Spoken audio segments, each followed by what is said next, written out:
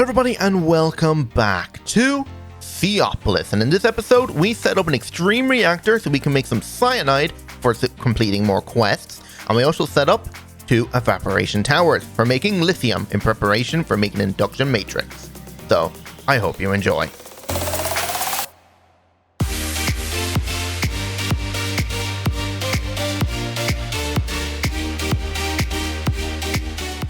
Okay, so today we are going to be making a extreme reactor, as it's called in this pack, Extreme Reactors 2, and we're going to make ourselves 2 evaporation towers so we can start generating lithium, which then maybe by next episode we'll be able to make ourselves an induction matrix to be able to store all of our power that we're now generating, which I have added a second gas burner generator onto it because it is actually super powerful, and because we have an excess of this, what's this stuff called? It doesn't actually show it, but it's ethylene. This thing does sometimes pull about 40,000. You see you got up to 36,000 there. So this thing is pulling out a lot of power, but we're making twice that amount. So making this extreme reactor is actually not going to help increase our power production. We're mainly doing it because of a quest. So in here, it wants us to like make some, I think it was like some cyanide or something. I actually can't remember where it is now. But there was a quest in here that required... Oh yeah, it's the seeds. Yes, I need a cyanide seed, but the only way to get this is, well, of course, by getting cyanide from the extreme reactor. So, yeah, it comes from there. It's a byproduct of using up the yellorium inside the reactor. So we're going to be making that, and I want to put it right there. So the max I think we can make of a basic one is a 5x5. If you upgrade to a reinforced one, it will allow you to make it, I think, as big as you want, maybe like 23 by 23. But we're not going to be doing that. I am just going to make the basic one here. And if we have to, I'll make the turbine then as well, which I really don't think we have to worry about doing that either. So, to get started, we are going to have to make ourselves the casing and all that. So, the book here tells us that we need 22 casing, 1 controller, 1 fuel rod, 1 control rod, a solid access port, and an active forge energy power tap. There's 2 different power taps. I didn't know which one, but the book says I need the active one, so we'll get that. And I need this solid access port for the fuel. So the fuel part is going to require this. Oh, we need to make the casing. So this requires steel, graphite, and iron. Wow, I actually had exactly enough graphite to make the right amount of graphite, or the reactor casing. Well then. We need to make more graphite, so that's just basically smelting coal. Damn, that's a lot of coal. That skeleton farm is going crazy. I did swap out the Supremium furnace here to the ultimate smelting factory because it wasn't actually smelting as fast as I wanted.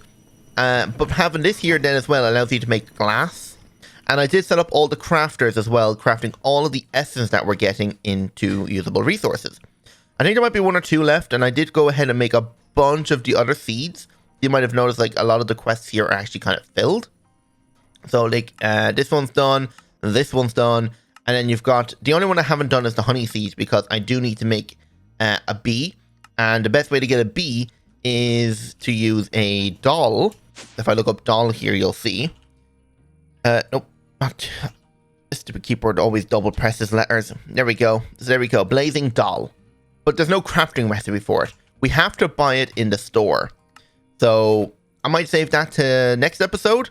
So where is it? There it is, doll. So 30 C-bucks and we'll get 1 of every doll.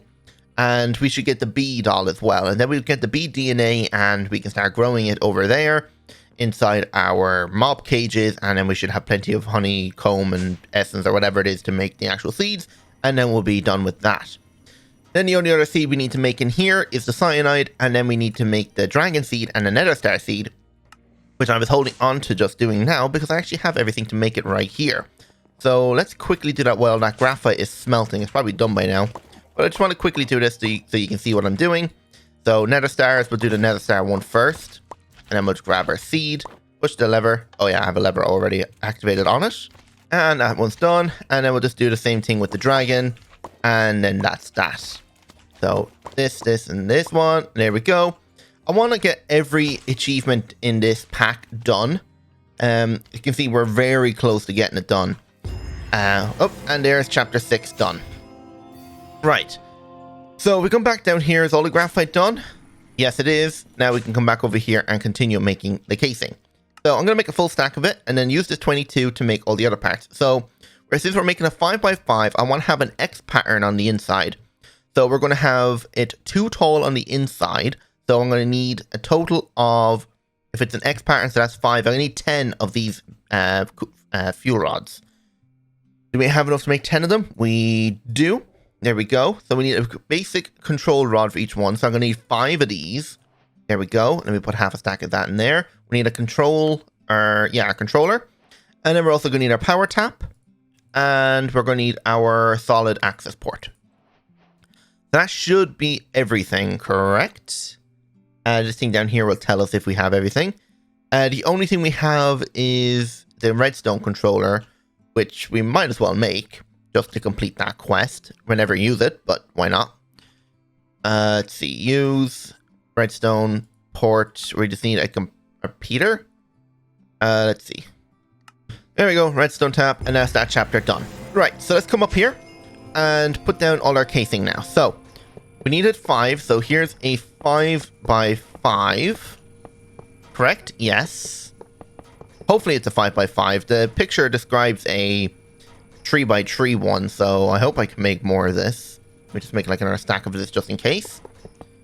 And run this across the back and the sides. There we go. And now we could use our wand to build it up. And this is the height it needs to go. So I'm going to put one in the corners here. Like so. And then I'm going to actually... Wait, no.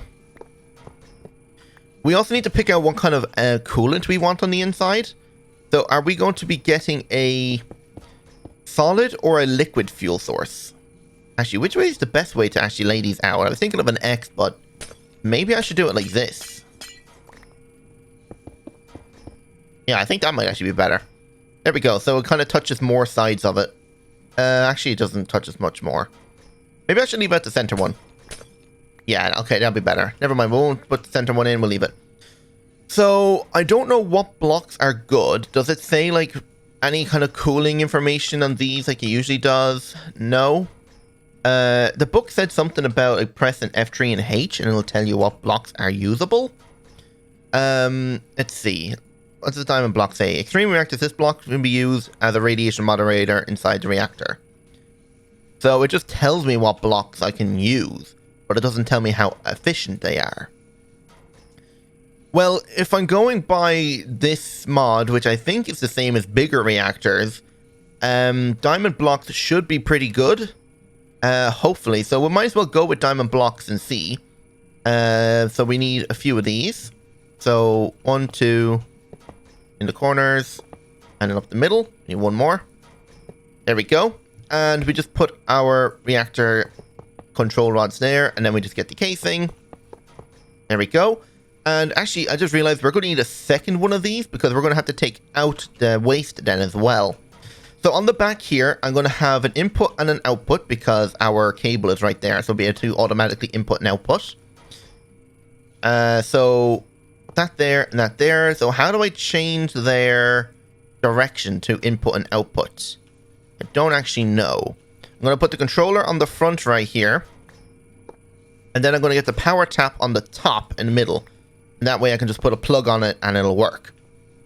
So here's the... Oh my god, this user interface is way different than I remember. Reactor is inactive. Okay. So what we need to do then is just grab ourselves a cable. We need ourselves an export. And then an import. Do I have an import? No, I don't. Make one. And on the back here, let's see. So how do I change the direction of these things? Can I open these? I can. Okay. So let's say we want the exporter to be here and I want the importer to be here. So this guy is actually going to be an output of waste. Yes, and this guy's the input of fuel. Right. So put this here and then run this cable over like this and connect it there. Now I'll just grab myself the uranium. Where is my uranium? There it is. So on the exporter uranium, this guy's to start filling up, which he is. And if we turn it on, how are we doing? Core heat is rising, casing heat is rising, 100% fuel reactivity. Okay. making about 1,000. Okay, it's actually not that bad. All right, let me get myself a plug. We don't have any flux cores, so let's make another one of these. Plug. There we go. Put this on top, and I actually don't have a secondary input for this. So I need myself a point.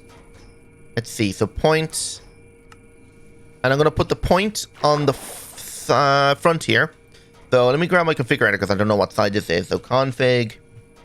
And all we need to do is change it to energy. Here we go. I want this side to be an input. Put this here. And I don't have a set network, so I'm going to make a new network. And we're going to call it input. Or mains input. So input. There we go. Make it public so you can use it when you download the world. And I'll leave it on a light blue. There we go. So set this to mains input. And I come up here and set this to mains input then as well. There we go. So this will be exporting out power into our system. So it generates about 2,000. That's perfectly fine. So over time, it should make cyanide. Correct? Well, we'll just have to wait and see. So while we are done that now, let's get to work on making these 2 evaporation towers. So the evaporation towers are quite simple. It just requires a lot of copper. So, or actually steel and copper. So we're going to need to make ourselves about 3 stacks of this. Then we're going to need to make ourselves 2 controllers. So let me put like a stack of this away, because we're making 2 towers. And then we're going to need some thermal evaporation valves. Now, we only need 2 on the thing. 1 for input and 1 for output. But if we wanted to, we can add a 3rd one on and use that for inputting heat. And then the heat will be used to make the thing run faster, which you can use in a heat exchanger. The more power you feed it, the hotter it'll get. We're not going to do that for now because we don't have the power to supply it. So we're just going to go with 4 of them. There's that. So to make the thing also run a bit faster, we need solar panels.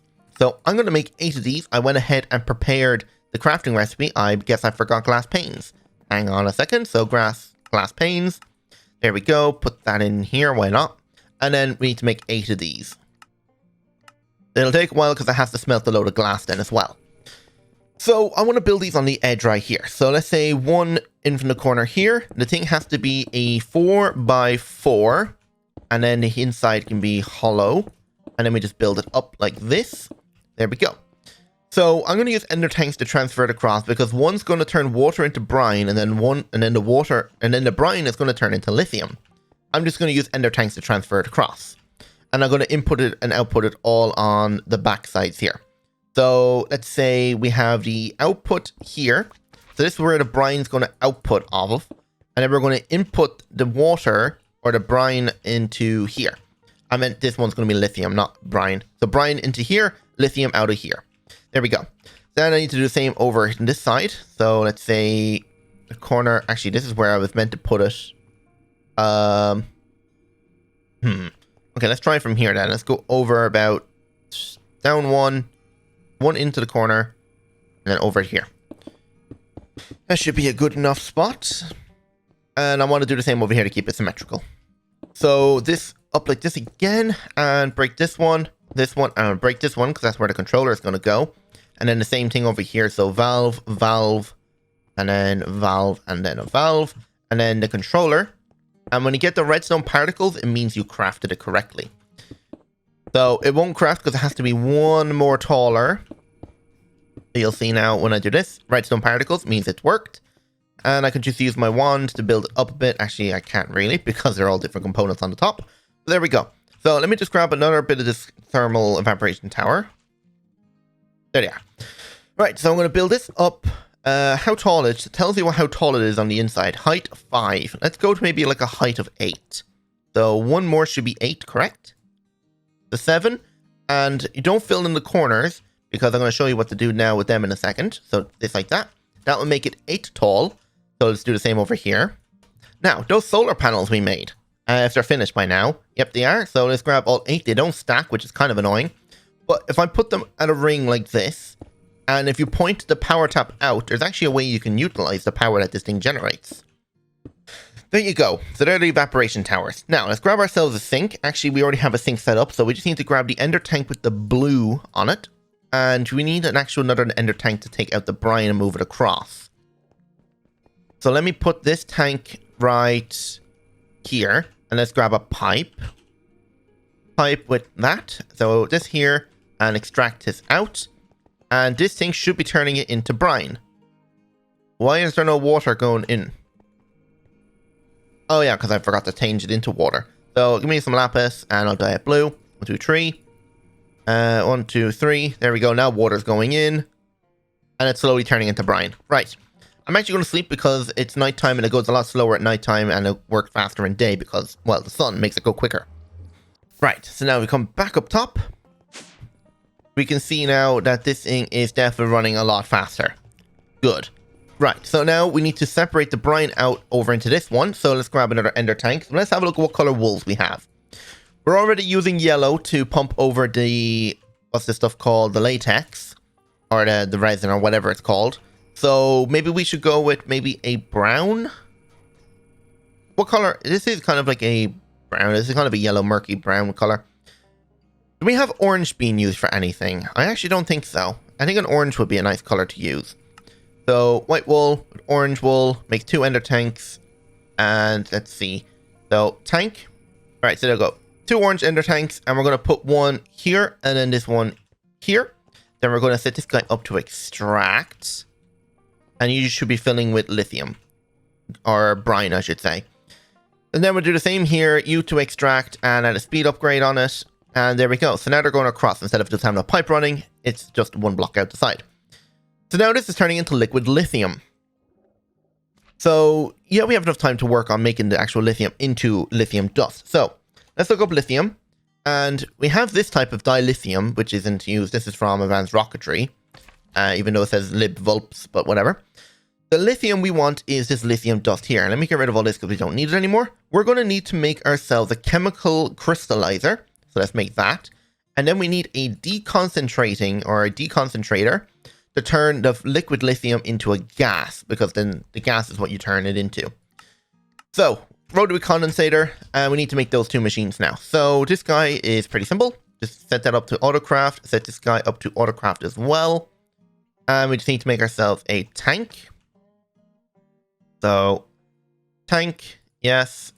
Gas tank, yes.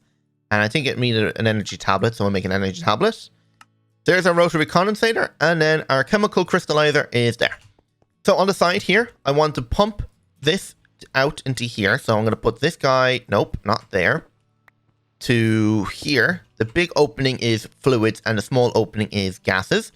So it doesn't matter, we can also configure it on the inside, it's fine. So no items, we have gases are going to output on the left, and fluids are going to be input on the right. So let's grab ourselves our pipes. The pipes out. Set this up like that and extract. So this will go into here. Just turn it around. So lithium is going in, converting into lithium gas. And then we have the crystallizer, which I'm going to put right here because I'm going to put the point right there. So let me grab a point. Point, set the power to mains. Now we're getting power. I don't care how fast this goes. It doesn't matter. I don't need a lot of lithium. 1 million should do.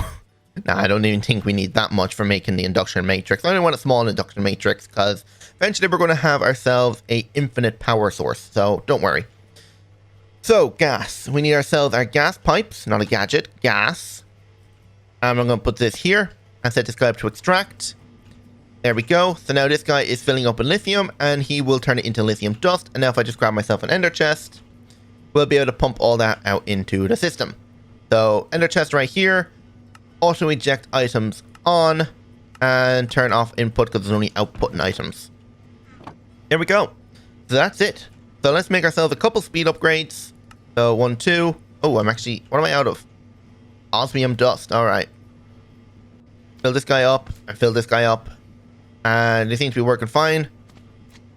Energy upgrades, let's make a few energy upgrades as well. And there we go. So, this thing is, the only issue is this guy is not outputting enough water fast enough, even though he has the, oh wait, I thought I added the upgrade onto it. Is that water level going down? It is. Is this thing not extracting out enough? Damn, I might need to add its own sink over there.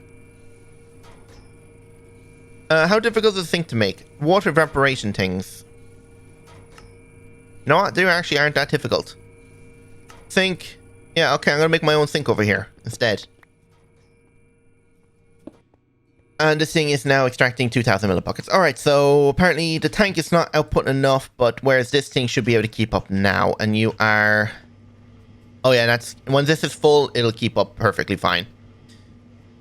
Oh yeah, definitely. We got a lot of lithium going through now. Alright, there we go. So we got an extreme reactor going. We've got the 2 evaporation towers with the lithium going. So one last thing I want to do is I want to utilize the power that's coming off these solar panels. So, cable. I need to actually probably set up an autocraft cable because it is kind of annoying to craft. So, if I look up cable now, we should have the autocraft for it. Not this one, this one. Let's make 64 of it. And there we go. 64 cable. So, the last thing I want to make is a heat resistor, I think it is. So, heat. That's a heat generator. A resistive heater. This is what I want to make. If I can make 2 of these, that would work out pretty well because I'll add 1 onto each one. So let's grab ourselves them valves that I said I wasn't going to do. Because I forgot we could actually use the solar panels power. There we go. So on the back right here, if we break this, add this guy here. And on the back side here, break this and put this one here. We can add a resistive heater, but we need a thermal pipe. Thermal pipe. There we go.